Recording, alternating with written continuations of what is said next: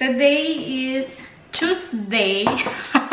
At it's already 3:26 na ng hapon dito sa amin. Hindi pa ako nakakain. Si Nico, kumain na kanina ng bola-bola na vegetable. Nabili niya lang yun sa supermarket. Magluluto na ako ngayon. Nakalimutan akong i-slice kanina ang tofu. Tofu to para sa binagoongan ni Nico. Ito yung lulutuin ko para sa kanya. Tapos sa akin naman is adobong sitaw at saka talong with manok. Ito yung ating ingredients. Ito para sa adobo ko yan. Ito naman half din to para sa binagoongan at saka sa aking adobo kasi gusto ko yung adobo ko merong kamatis. Yan yung bagoong, sibuyas, bawang, chicken, gata, tokwa, and then ito sa akin, ito kay Nico. So, let's cook. Itong oil na gamitan ko kahapon na fried, ito yung gagamitin ko.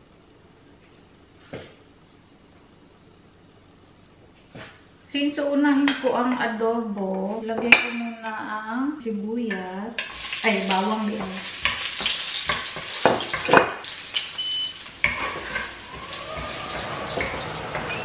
Lagay ko na ang sibuyas.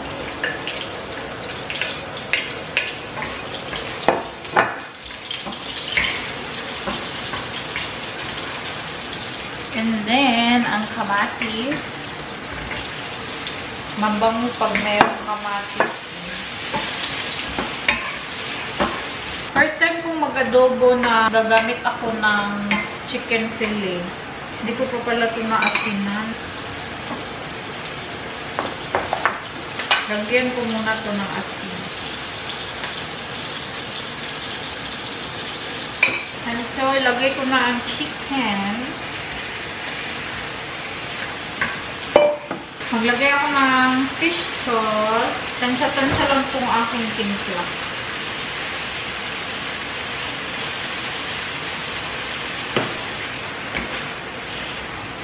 Wala akong sili. Gusto sana maanghang. Lagay ko na itong sitaw. Gusto talaga ng maanghang. Maglagay ulit ako ng patis.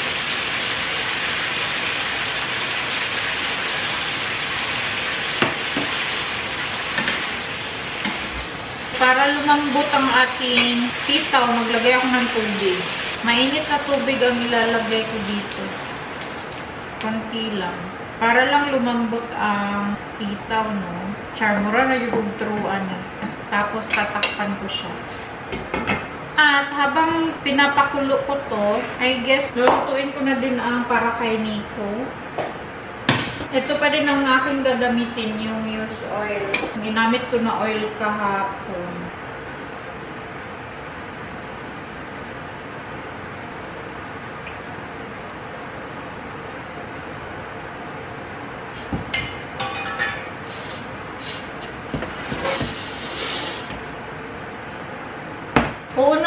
munang iprito itong talong.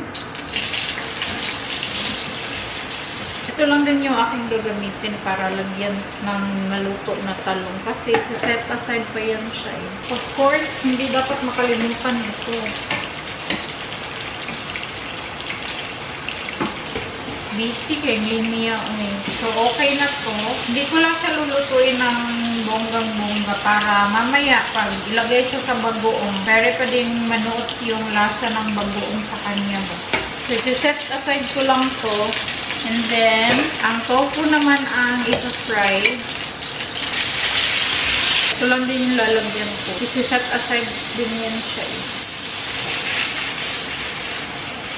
At ito naman ay okay na. So, maglalagay na ako ng oyster sauce. Tansya-tansya lang din itong akin.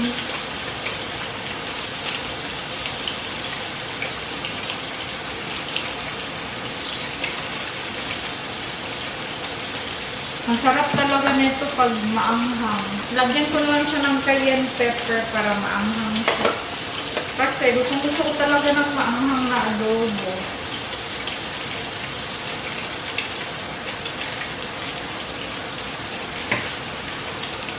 Daoy, bakit ito yung ginamit ko na pan? Madikit ko eh.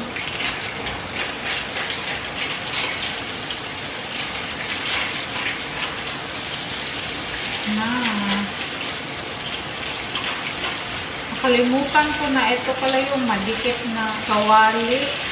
Namiss ko tuloy ang taho. Next time gagawa ako ng taho. Pag-aralan ko kung paano gumawa ng taho. Madugmok, magaling na tofu ba? Lagay ko na tong talong kasi I think okay na tong sitaw. Lagay ko na ditong bell pepper. Sobrang konti lang ng bell pepper ko. Ewan ko na lang talaga. Nadikit talaga siya.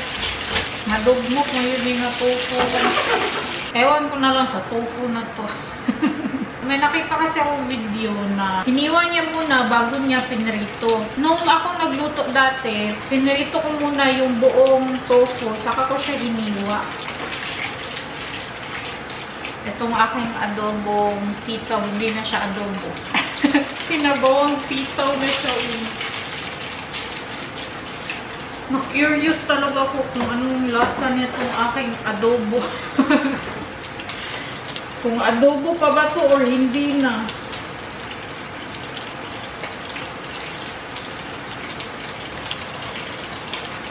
Eh, masarap siya.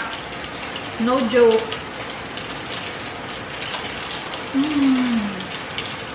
Sarap. Ay! Para na tong pinakbet. Ba't ang lasa niya pinakbet na? Dumakit na naman itong tigwa. Feeling ko hindi na to adobo. Pag sitaw, gusto ko na lata yung sitaw. Ayoko nung crunchy-crunchy. Hindi ko bet yung lasa niya. Okay na siguro tong tofu. Sige na, may siyang balitok-balitok. Hanguin ko na to.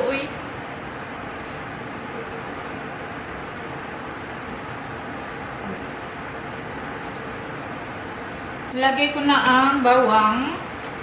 Palisod ani, kaya na inipilit. And then, sibuyas. Lisod kay siya, yun, kay may namilit. Lagay ko tong kamatis. Naaamoy ko na to, Maglagay na ako ng bagoong. Masarap tong bagoong na to. Sobrang sarap niya. Pero kontian ko lang kasi pinito, hindi ganang makain na ito. Sarap na ito sa mangga.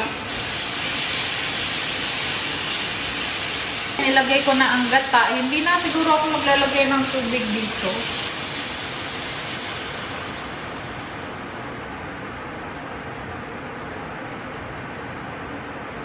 Then, itong sa akin, lagyan ko din ng gata. Ay, ginataang gulay na to sa akin. Hindi na to adobo. Bala na, masarap naman siya.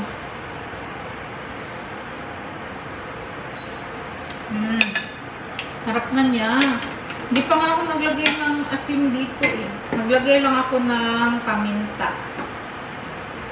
Ginataan na talaga tong akin. Para hindi tumalabi yung pagkaanghang.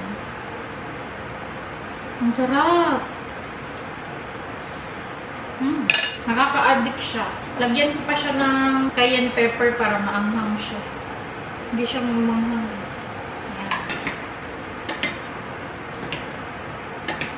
Yan, okay na to. So, hindi na to siya adobo talaga, promise. Hindi siya adobo, ginataan na siya. Ready na to. Titikman ko lang to kung tama na ba yung bagoong.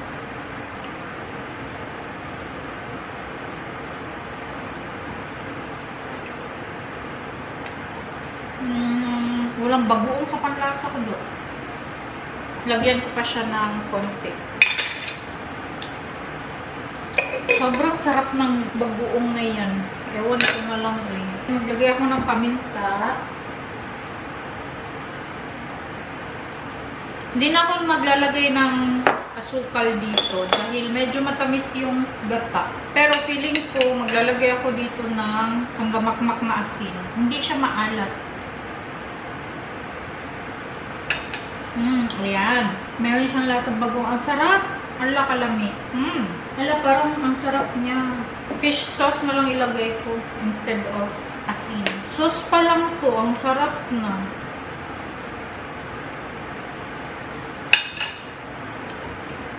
Ayan. Ala, ang sarap niya. Promise, no joke. Ilagay ko na itong naprito kong talong. Ala, ang sarap. Parang feeling ko mas masarap to. Parang feeling ko mauubos ang kanin namin neto. Tapos itong tofu. Ang bango. Dapat hinay-hinay lang sa pag-mix dahil malambot ang tofu. Uy, malugmok na ni. Hala, parang feeling ko bet na bet ko tong ulam na to. Kakain din ako neto. So, hindi na ako naglagay ng tubig dito. Kasi dun sa napanood kong video sa binagoongan, naglagay siya ng tubig. Hindi siya naglagay ng gata. Tubig lang. Tawagin ko lang si Nico para ipatikin ko to sa kanya. Ang sarap ng gulay. Tubi, Mal. Das ist langweilig. Ich glaube, das kann man auch marinieren. Kann man vielleicht kleiner machen. Okay. Ich habe das auch gerade reingetan. Ach so, ist ja Krampf zu probieren. Gerade was drin ist, vielleicht saugt zu machen. Soaking. Die Soße an sich schmeckt aber gut. Das ist schön zu wissen. Für keins, oder? Oder so? Ja, erstmal dann 5, ja. Oder so. So, tapos na yan siya. At mamaya na ako maglilinis ng kusina. Sabi ni Nico, mamaya na kami kakain mga 5. So, in 40 minutes, kakain na kami. Busog pa naman din ako ng konti. Pero gusto kong kumain ng fruits. Gusto kong kumain ng tangerine. Kain na lang ako ng tangerine. Eto. Clementine tawag dito. Sinearch ko kung ano yung English nito. Tangerine daw. Kakain na kami. Tapos na si Nico sa kanyang work. Sana naman nanuot na tong lasa ng binagoongan. Murot naman na tong luwag do. Ang sarap talaga ng sauce ng binagoongan. Akala ko pa naman mas bet niya yung malalaking hiwa ng tofu. Gusto niya pala ng maliliit. Fast nichts halt. I like also to try. I will also get some. Da bin ich gespannt. Nimm doch Tofu, nicht meine Auberginen. Try. Schon wieder schmeckt die Auberginen. Du brauchst es ja.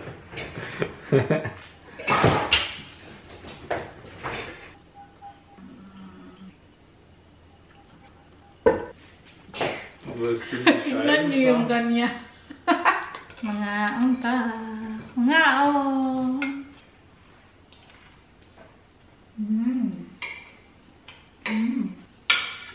Und schmeckt.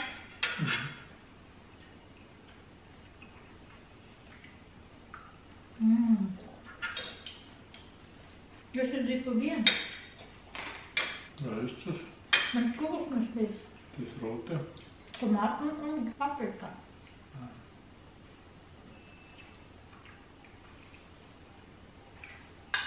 Ah, gut, oder? Ah, perfekt. Si Nico pala hindi nakain ng sitaw dahil ayaw niya sa tunog ng sitaw pag kinakain.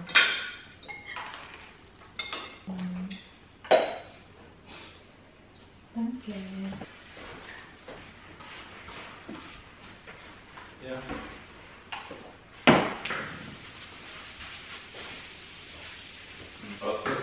ja.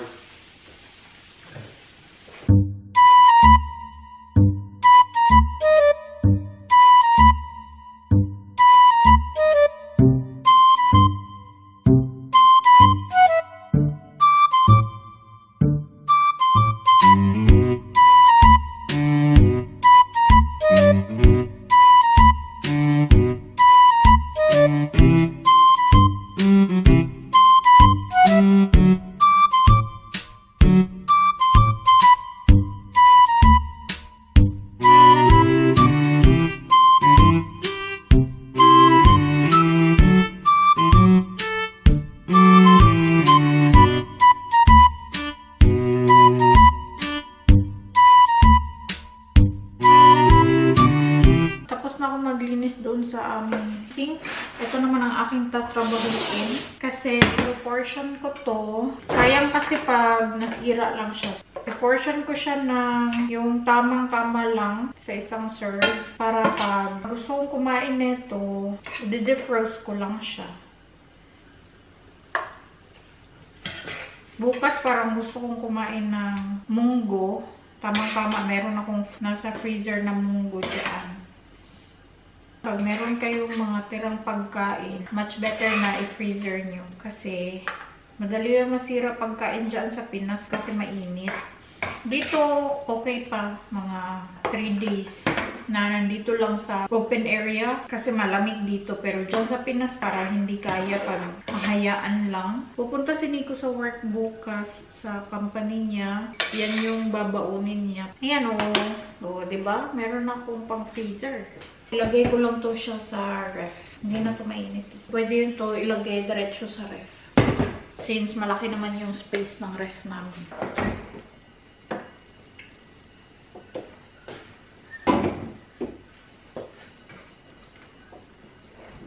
And then, ito namang kanin. I-portion ko din to para ilagay ko sa freezer. Masisira lang din kasi to pag hindi na ilagay sa freezer. Mas maigi na ilagay lahat sa freezer.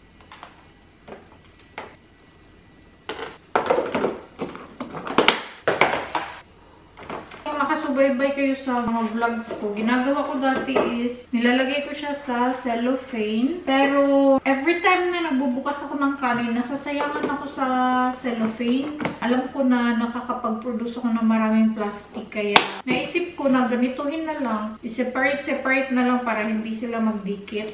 Kaya, pag kumuha ako ng kanin, isang sandukan lang ba? Freezer namin is mga pagkain na kailangan na lang initin yung mga nakalagay. So, bukas magmumunggo ako. Pero bukas ko na siya ilalabas. At ang mali ko, naglinis na ako ng sink. Meron pa pala akong hugasan. Madudumihan na naman yung sink.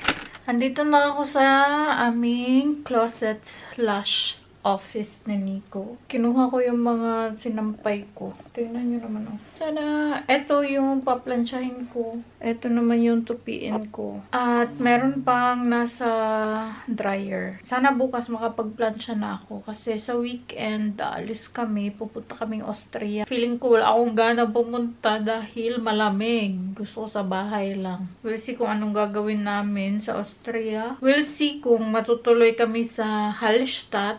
Sabi kasi ng biyanan ko nung nasa Pinas pa ako, pag nakabalik ako dito, gusto niya na mag-travel kami. Ngayon na nagkatugma na yung schedule namin, schedule nila ni Nico since flexible naman ako. Supposedly last week yun, pero may nakabooking doon sa rest house ng kakilala ni biyanan. This week merong free, kaya kami ang magbubook doon. So, libre kami lahat ni biyanan. Every time na nagbabakasyon kami nakasama si biyanan, lahat na expenses sa kanya yun. Sobrang thankful namin sa kanya. Lagi niya kaming nililibre. Naantok na din ako. Before ko i-end tong vlog, it's already 19:20. Maraming salamat sa mga nanood ng aking last vlog. Maraming salamat. At doon sa usapang pag-aanak, maraming salamat at marami kayong nakasuporta sa akin at sa aking desisyon. Maraming salamat po. Hindi ko in-expect yun, as in, kala ko lahat tutol. Thankful ako na madami na palang iba ang mindset or katulad ng mindset ko. Kasi sa panahon ngayon, parang feeling ko, mga babae ngayon is very career-oriented na. Parang naiiba na yung generation na kailangan mag-anak ka ng ganitong taon, kailangan mag-asawa ka na ng ganitong taon. Ang dami kong nakikitang mga vloggers na kaedaran ko na hindi pa nag-aasawa, wala pang plano. Natutuwa ako sa mga vloggers na nakikita ko ngayon, as in, parang feeling ko hindi ako nag-iisa. Anyway, nagpa Q&A ako sa Instagram. So, since late na, wala gaanong may questions. Kung meron pa kayong tanong, make sure na you follow my Instagram dahil dyan ako laging nagpapa Q&A. At saka sa Facebook stories, make sure na naka-follow kayo para hindi kayo mahuli. Anyway, sabi ni _Moshiden, not a question, but I really love your videos since the pandemic days. Love you so much from Silent Viewer. Thank you so much, _Moshiden. Maraming salamat at until now, nandito ka pa rin. Maraming salamat. I love you too. God bless you. Sana subaybayan mo pa rin yung aking video till the end or until mag-stop ako sa pag-vlog. Thank you so much, Moshiden. Next is from M_Justlin. Not a question. Gusto ko lang sabihin na have a nice day, Gopa, with a heart. Thank you so much, Indaylin. Vlogger din to siya sa Sweden. Kung gusto niyo manood ng vlog niya, lalagay ko na lang yung channel link niya sa description box. Thank you so much, Daylin. Have a nice day too. Sana mag-collab tayo soon. Sana makapunta din ako ng Sweden. Hopefully soon. Then, merong pahabol na question. Hindi siya dito sa Q&A ko, pero dun siya nag-comment sa sinagot kong video nung nag-Q&A ako. From Rochelle Mariz. If you are not a content creator now, what job would you want to have? Ako dati pa lang talaga gustong-gusto kong maging photographer, videographer, editor, mga editing stuff. Gustong-gusto ko talaga dyan. Interior designer, at saka kindergarten teacher. Naghanap ako ng apprenticeship, pero dito sa kung saan ako, dito sa Regensburg, walang offer. Siguro fully booked na. And then, yung interior designer naman, wala din dito, nandun sa Munich. Pero we'll see in the future. Siguro kung hindi ako content creator ngayon, siguro pinursu ko yung photography or interior designing or hotel background. Nasa tatlong yan. We'll see in the future. Nag-aantay lang ako sa kapatid ko na makapunta dito para sabay kaming mag-German language ulit. Kasi gusto kong bumalik sa German language. I mean, nakakaintindi naman na ako. Fluent naman na din akong mag-German. Pero gusto ko talaga yung fluent na ako. Gusto ko nang bumalik sa pag-aaral actually. Pero nag-aantay ako sa kapatid ko. Sana ipagkaloob ni Lord. Gusto ko kasi na pag nag-Ausbildung ako ulit, gusto ko na hindi na ako mamumblema sa school. Kumbaga, naiintindihan ko na yung sinasabi ng teacher. Ako naman, nakakaintindi naman ako. Pero, hindi ako nakakapag-recite. Kumbaga, hindi ako nakakasagot pag tumayo. Gusto ko mag-race, pero wala akong lakas na loob dahil nahihiya ako sa German ko. Basta yung ganun na moment. Parang nawala yung confidence ko. Kaya, plano ko na tapusin talaga ang German language until C1. Hopefully, pagpalain ni Lord sana. Ang layo na ng aking topic. Anyways, kung mayroon pa kayong mga katanungan, just leave a comment below, and then video suggestions kung ano yung video na gusto nyong makita or mayroon kayong mga video challenges. Yung kaya ko lang. Char lang! So, I-end ko na tong vlog. Thank you so much guys for watching. I hope you enjoyed this video. Please like and share if you did. Leave a comment below. Follow me on my social media. And please don't forget to subscribe to my channel. And click the notification bell para ma-notify kayo every time na mag-upload ako ng bagong video. And I will see you guys on my next one. Vielen Dank. Tschüss. Gute Nacht. Amping. Gute Nacht, mein Schatz. Genau. Amping.